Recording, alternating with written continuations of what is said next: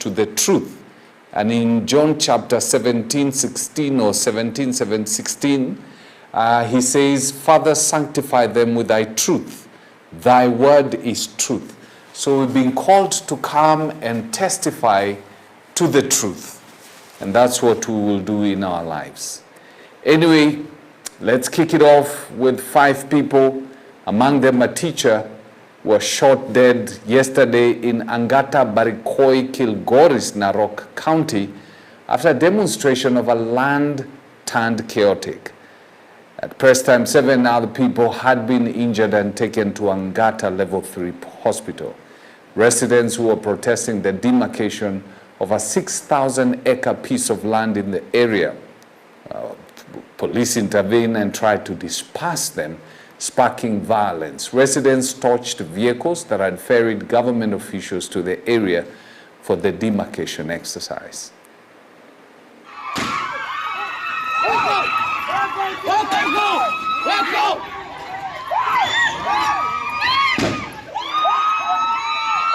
Watu wanawawa bure kwa shamba yao. Mimi nimezaliwa hapa Angata 30 years. Tukipewa na Moi akaenda, Kibaki akakuja, hakuna mtu alisulia watu. Uhuru akakuja. For 30 years saa hii tunakuja pigwa risasi kwa shamba yetu. We have got titles na tulipewa na serikali. What government is this? Watu 5 wamelala hapa. Wengine anapigwa kwa shamba. What kind of government is this? Ruto sikia. Kuja Angata utueleze kwa nini zinapigwa. Mtu kama Angata utueleze kwa nini watu wanapigwa. Well, I listened to the CS Interior, Kipchumba Murkomen, after that incident, and he said that 5 police officers had been injured, one of them seriously. And at times I wonder, when you take stones and you start pelting police with stones, I'm not being insensitive, I'm just wondering loud. What do you expect them to do? You're stoning them. In fact, CS Kipchumba Murkomen said that one of the police officers had an arrow. So when you attack police officers, what do you expect them to do when you throw stones at them? When you throw stones at them, what do you expect? What do you expect? Those are some of the things that were happening yesterday at Narok. I don't know, Alice, you're saying you have another video? Sisi tulikuwa tunapalilia. Kidogo kidogo tunasikia mlio wa risasi. Kidogo kidogo watu wameanza kupigwa ovyo. Kuinuka kidogo ndio watu wameanguka. Sasa tunashindwa jamini, kama ni shamba Ruto angechukua shamba, lakini hawajawahi ama jamini. Hii kisaka ilitupata tukiwa kwa shamba, nikiwa ninapalilia kwa shamba. Ndio akaanza kupiga marisasi juu mpaka akanipa hiyo majeraha ambayo mnaiona kwa kichwa. Hiyo ndio shida yenye ilitupata tu kwa shamba. Ndio wakaanza kupiga marisasi, ndio hiyo risasi ikanipata kwa kichwa. Kitu wanawako tumeweza kupata fatalities kutoka community ambayo inasemekana kumekuwa na mgogoro hapo nje, so wameweza kufika watu wamepigwa risasi, na tuma confirm kwamba wameweza kupoteza uhai wao. So that's how the situation went down. Now, the Vatican yesterday announced the conclave to elect the next pope, and they say it will begin on the 7th of May. The date was selected during a closed-door meeting of the College of Cardinals and announced at a media briefing at the Vatican. The death of Pope Francis sets the stage for a battle over the future of the Catholic Church. The cardinals who will gather to elect the next pope must decide whether to continue the late pontiff's vision of reforming the church to make it more open to the modern world, or to initiate a course correction.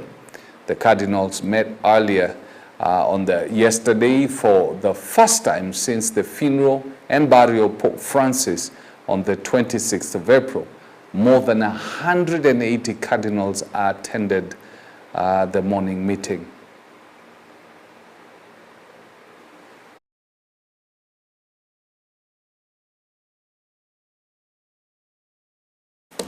Okay, by the way, you know Papa wa Roma had gone for the burial of the Pope. If you're wondering who Papa wa Roma is, that is the Speaker of the National Assembly, Moses Wetangula. I think in part of his life he had tried to be a priest. Prime Cabinet Secretary and Cabinet Secretary for Foreign and Diaspora Affairs has raised concerns over the escalating cost of implementing public participation processes as constitutionally required under Articles 10 and 118 of the Constitution of Kenya. Mudavadi says that estimates for public engagement activities range from 10 million to 100 million per exercise, depending on the scale and geographical coverage. He was speaking when he met with high-level meetings with the United Nations country team led by resident coordinator Stephen Jackson. Mudavadi warned that the current cost model is unsustainable, noting that such financial demands could deprive vital sectors like health and others critical funding. There are two issues that we are grappling with. One is cost in terms of the financial implications, and then the other is cost in terms of time, the lead time between formulating something and implementing, and that of course feeds into the political boiler room, depending on how you manage it. So we really need some urgent intervention here, I can tell you that.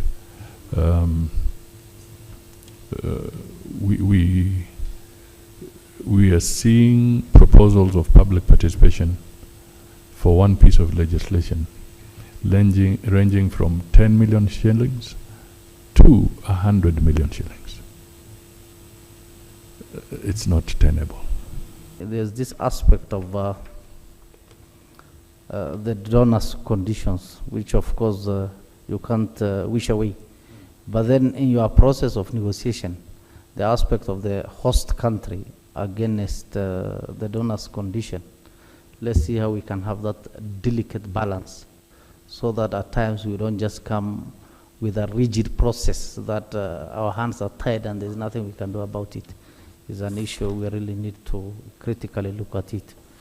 And finally, I really liked Bonapice, this aspect of this whole government approach.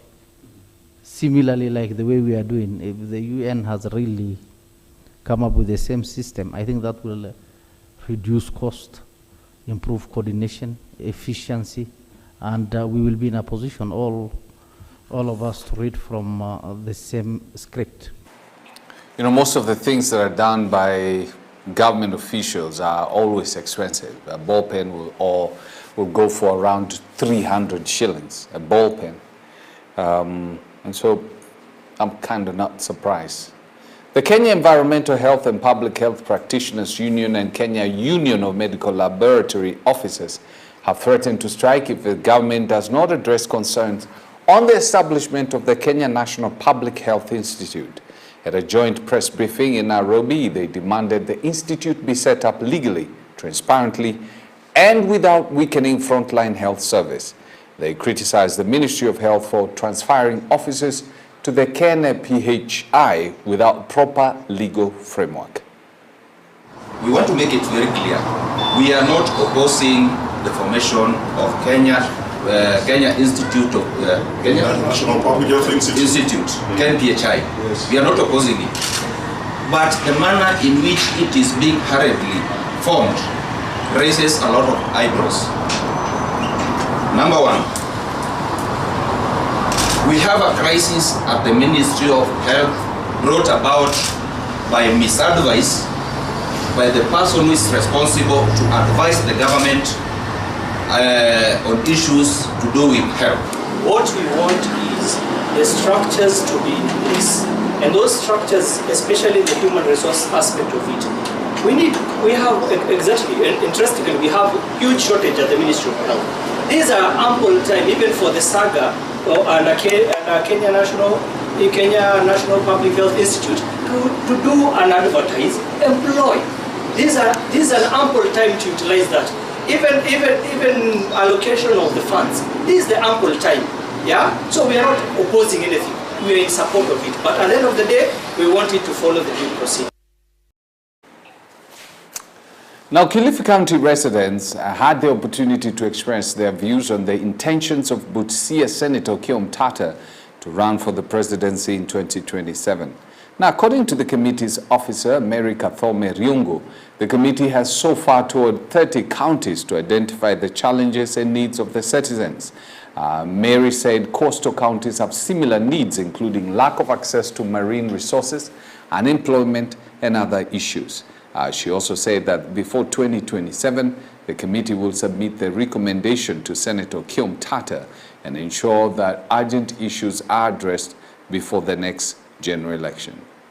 Nasema Okiya Omtatah stand firm, aweze kujielewa kwamba si yeye sahizi, si yeye kama yeye. Yuko na watu wengi mbele yake ambao wanamwangalia na wanamtambua na wanataka the change that he so want.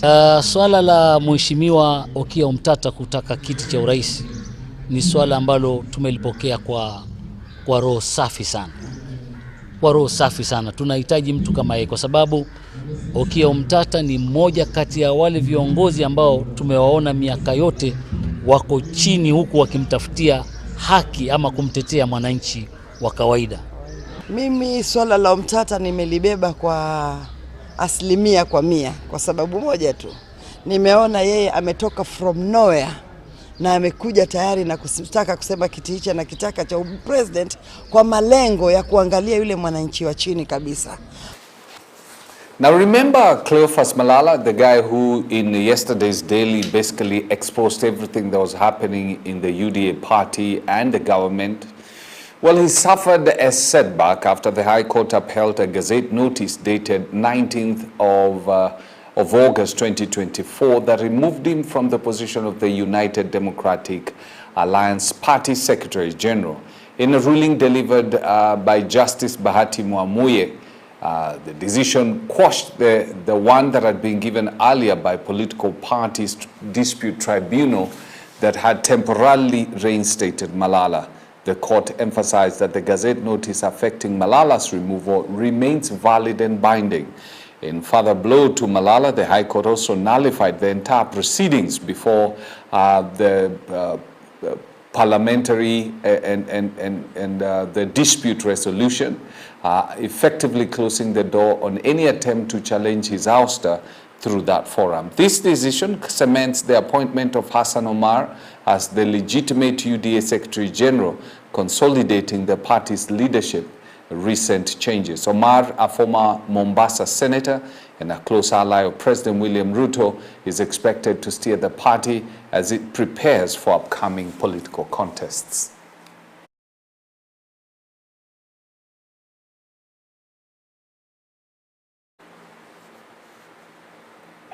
All right, Deputy President Kithure Kindiki inspected multi-billion shillings projects in Samburu County, accompanied by Samburu leaders including Maralal Municipality Market.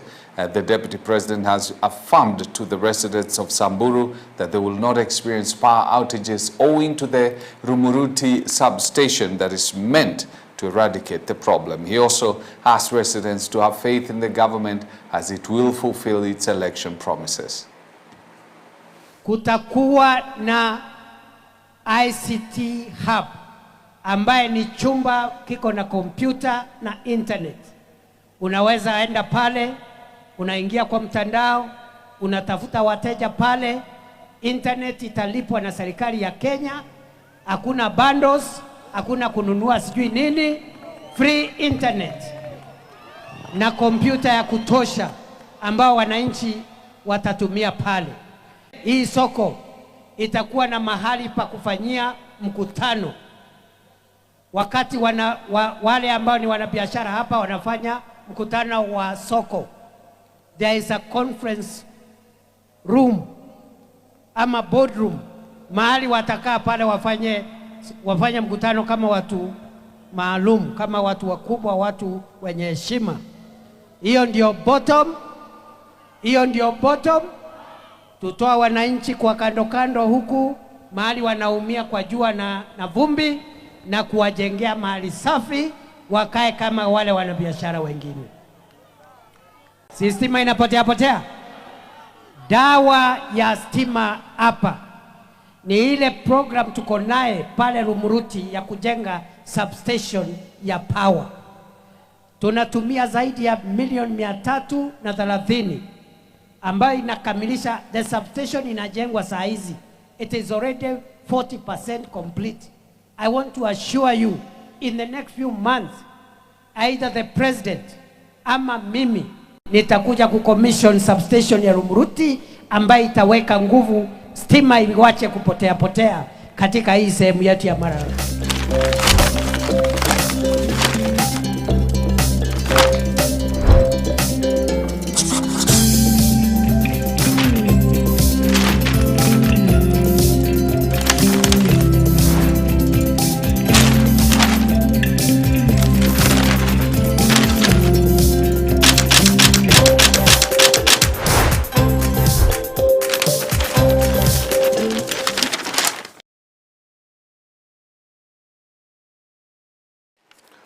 All right, let's now check what has happened in the newspapers. We're going to start off with the Star. And the headlines scream out, anxiety rocks UDA party over Raila 2027 plans. Raila Odinga's inner circle say the ODM will be on the ballot. Kisumu Governor Nyang'nyong'o, Siaya Governor James Orengo. Orengo has been very vocal against this government of William Ruto and the way they came together with the broad-based government, basically. He's been criticizing it from within ODM. And then students getting their grades cut as funds drop. This is sad. Funding gap pushing schools to quietly ask parents for extra fees to keep going. Then man who hired hitman to kill ex-wife loses appeal. Well, the guy has been hit with given a 30-year sentence. Then anxiety in Ruto camp over Raila's 2027 bid. All is set for launch of Gashagua's new party, and you can see some guys there. His right-hand man, Malala, says outfit could be unveiled in 2 weeks. Then last-ditch race to avert IEBC crisis. Now what other crisis, Jamin? Independent electoral boundaries has entered a critical phase. As the ball moves to President William Ruto in Parliament, the recruitment panel concluded interviews on Friday and the team retreated to compile the final list of nominees. Kenya embraces autogas in drive towards clean energy. They've set up petrol stations. Obiri to skip Tokyo. Two-time world 5,000 champ eyes redemption after missing Boston hat-trick. And then we go to the nation. Killers in uniform. In clear violation of the Constitution, right to life and freedom to protest, the police working with elements of Kenya Defense Forces killed innocent youth during, just English, By now, I think papers should know this. Youth does not have a capital S. It does not have a plural. It's youth. Killed innocent youth. Wameandika youths. It's youth. During last year's Gen Z anti-tax protests.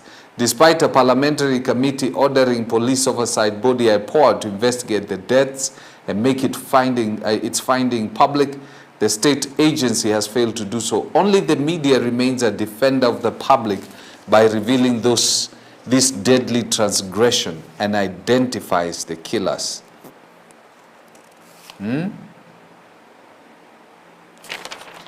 This report basically is an excerpt that comes, is a story that has been developed from what the BBC did, highlighting how some of the Gen Zs were shot dead. And then we have a petition who's gone to court claiming that Nakuru Governor Susan Kihika is an American. Aki Nakuru County. Muna maneno? Yeah? Nisikie mtu akisema I come from South Sudan because I'm dark. Veteran diver recalls 12 days of grueling rescue and recovery mission. Mutongwe ferry. Ooh, that Mutongwe. If you don't know about the tragedy that happened during the Mutongwe ferry, oh yeah. Now 5 killed, scores injured as police land, protesters clash in Transmara. And there's a picture of the police officer who I was telling you that has an arrow lodged in his head. Now, surely, when you start throwing stones and arrows at police officers, what do you expect them to do? Now, what do you expect the police to do? To sit, arrest you and give you bread with blue band? No, they're going to shoot. They're going to shoot. This picture is a sad situation because this is a police officer with an arrow lodged in his head. Human rights activists will definitely protest at police use excessive force. What were they supposed to do? Go out handling flowers? These guys are shooting arrows at them. That's why I say there has to be a balance in the way we deal with things. If you go and start throwing stones at police, the only thing the police have in their hands is guns. If you overwhelm them in certain places and their lives are danger, remember, this is somebody's dad, this is somebody's son, this is somebody's wife, or somebody's husband. And just because they wear a uniform does not mean they don't feel pain and they don't suffer when you hit them. So be careful. I mean, if you're picketing, just picket. But when you start using bow and arrows,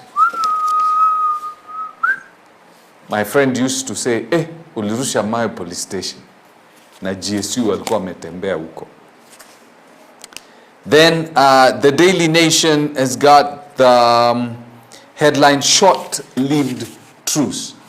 And you got the face of former President Uhuru Kenyatta and President William Ruto. Our cameraman Alan cannot say Uhuru Kenyatta. He says Uhuru Kenyatta, like he's from the States.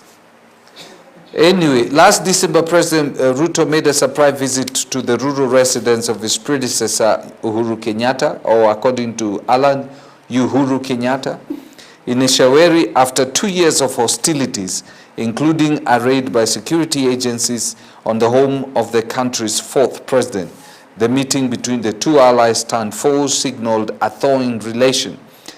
But ceasefire seems to have collapsed, with allies of the president recently going after Kenyatta's hammer and tongs, following his statements urging on the youth to demand accountability from the government.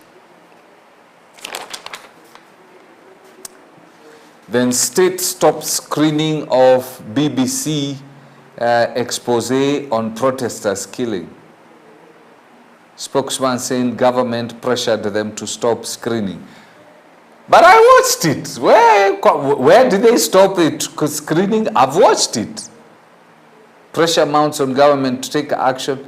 I've watched this thing.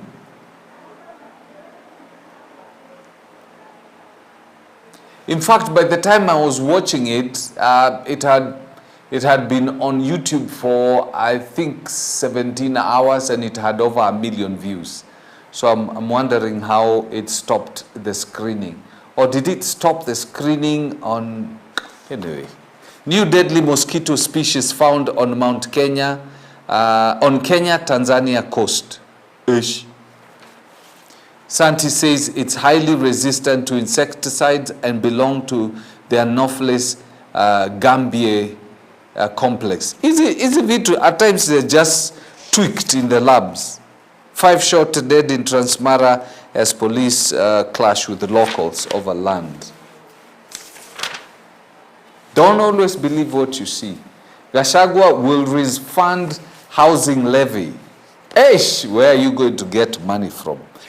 Now these are some of the things that I say. You take everything with a pinch of salt. Okay, he says he will refund housing levy. Where is he going to get the money to refund the housing levy? Gachagua, nangojo nijibu. Where are you going to get money to refund the housing levy to all the people who've been paying? So these are the promises that will not be fulfilled. Yeah. Alice, I can hear you protesting. I know you want...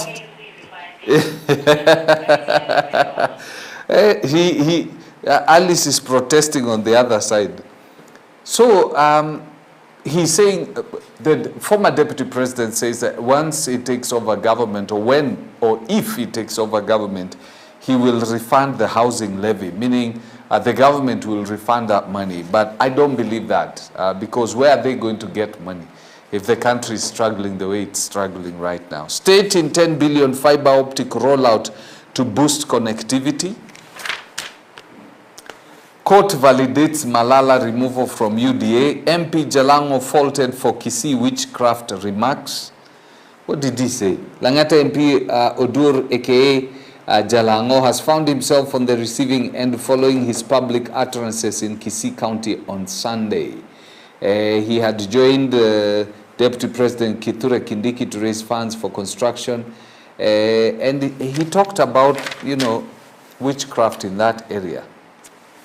And now, this is where the rubber meets the road. Ugali is just about to become more expensive. Agriculture set to open imports of 5.5 million bags of yellow maize and release regular stocks. Hey.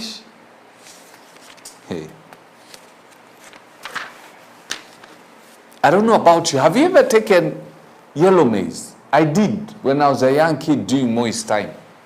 There was a drought in the country, there was no food. Now, you know the most unfortunate thing in Kenya, if there is no unga, there is no food. Yet we have rice, we have ndomas and guashes, cassavas, we have millet, we have all the other stuff. But if there is no maize flour, if there is a shortage of maize, we have a problem. And we used to call it gadirikari because it was brought in by the government. It was yellow. Report on religious groups regulation gathering dust. So they are saying they are importing gadirikari. Now there's a story here. It's a crazy story. A guy vanished or disappeared 7 years ago, and the family has been distraught, saying that, they were praying that he would be found alive, but say that they had hoped to see Odero alive, but he basically turned up dead. 7 years ago, the gentleman called Francis Odero dropped out of school and left family home in Budalangi in search of a better life. He was class 6, by the way, by the time he left. Unfortunately, for 7 years, the family did not know where he'd gone to, but they hoped that he'd come back home alive. He never did. Then the back page of The Nation, Murang'a governor wants COB committed to civil jail for contempt. Needy learners caught up in county chiefs' COB feuds. The control of budgets and county governors they're claiming they are battling over the withdrawal of billions of shillings for their education sector. So the governors, there's no money, by the way, going to the counties. Very little money is going to the counties. And there's a lot of problems on the ground because the counties cannot operate. How they cannot operate without getting money from the central government is another thing again. It's another conversation, because basically counties are supposed to be able to raise at least some funds. And now they've become completely reliant on the national government, meaning they don't look for money. They're waiting for the money from the national government, and their services are affected. Now, remember at 9 a.m. we'll have Your Faith Today, and we'll be talking about, matters current affairs. We'll look at matters faith and touch a little bit on some of the things that are happening in the country that affect your faith, all right? So don't forget to join Reverend Felix Kavoy at 9. Alice, nitafutie chai sasa.